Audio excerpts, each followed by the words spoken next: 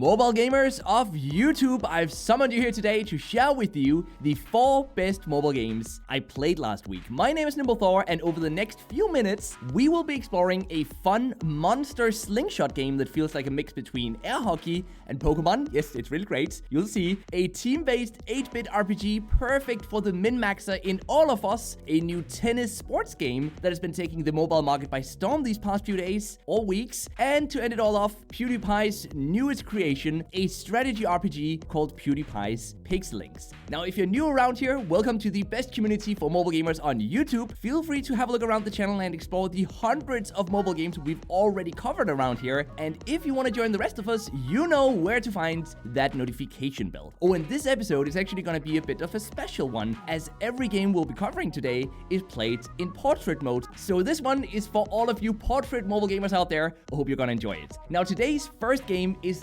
Cloudia, and it's a high-quality 8-bit team-based RPG game with an above-average interesting combat system and a lot of depth to each character, making the game perfect for min-maxers. During combat, we switch between our 3 characters at any time to use their different attacks, with the rest of our characters then meanwhile being controlled by an AI system. And this gameplay system makes the game feel fast-paced and action-packed, and I'm really liking that. Each character's abilities have beautiful animations as well, and unlocking more heroes happens through a gacha unlocking system, which does mean, yes, that the PvP will never be 100% fair. You can definitely pay to become stronger in this game. However, though, maxing out a character doesn't take more than 10 to 14 days for normal gameplay, which is significantly less than other team-based RPGs on mobile, and so the monetization system is on the lighter end of the spectrum for this genre on mobile. Now, if you want to learn more, the game has a decently sized subreddit with lots of beginner tips and strategies, so you should definitely check that out. And you can also watch my full video on this game. The link for that can be found in the description box down below this video. Now, the game requires online access. It takes up 980 megabytes of space. It's out on Android and on iOS. And if you're into min-maxing, this might just be the game for you guys. So I can definitely recommend checking it out. Now, for this episode's next game, we're gonna move from the RPG fantasy genre over to the sports genre, because Tennis Clash is a multiplayer 1 versus 1 sports game with a simple, fast-paced gameplay and a golf battle-like high-stake combat system where we bet in-game gold to enter a match, with the winner then taking it all. And I'm really just in love with this type of gameplay, so of course I really enjoyed Tennis Clash. Now, to mention a few of the things I really liked about this game, we've got a well-executed control system, which is easy to get used to as a casual player, yet allows us enough control to make the game feel skill-based, which then means that advanced players can actually become good at the game by, for example, increasing their swiping precision and predicting the opponent's next move, and that's going to give you a huge advantage over those people who spend real-life money on the game. Now, every time we win a match, we get a loot back, and after 3 to 8 hours of waiting, or of course paying to open it immediately,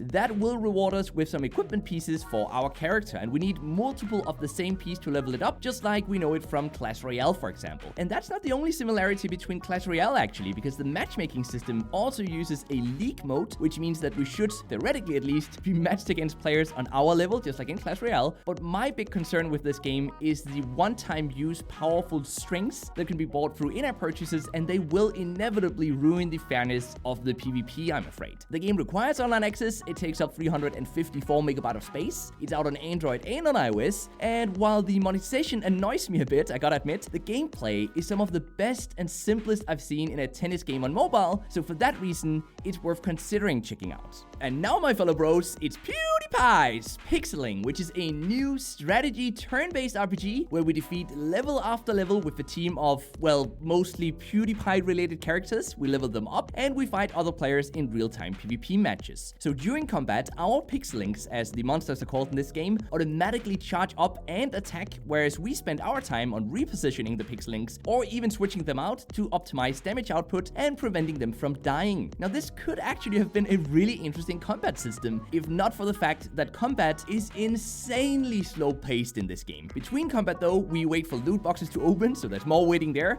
to acquire more of the same Pixelings so that they can be leveled up and grow stronger. And while there's both single-player and multiplayer content in the game, monetization means that PvP is pay to progress faster, but luckily, you can't buy anything you can't also grind through normal gameplay if you have the patience for it. Lots and lots and lots of patience. Oh, and to make it even better or worse, there's also an energy system. I love you, PewDiePie bro, but yuck, why'd you have to do that? The game requires online access, it takes up 490 megabytes of space, it's available on Android and on iOS, and I guess if you're a huge PewDiePie fan, this game is worth considering checking out because of all the references to his YouTube channel and to the community, but it's just a bit too slow-paced for me personally at least, so I would only consider checking it out if I were you. But now for something I liked a lot better this week though. Capsulemon is a just perfect name for a mobile game, by the way, because it reminds me of Pokemon, but it's also a monster slingshot game, much like the Hustle Castle, if you guys remember that game, which we covered over a year ago here on the channel, which means we sling our team of creatures across the air hockey-like playing field to damage our opponents and to trigger combo attacks. The gameplay is fun, combat is fast-paced, and it looks just visually very, very pleasing, and the monsters we select for our team all feel distinct as well, which is very important in this type of game, so a big thumbs up on that front. To my big surprise, the game even features a tiered reward system without a battle pass subscription,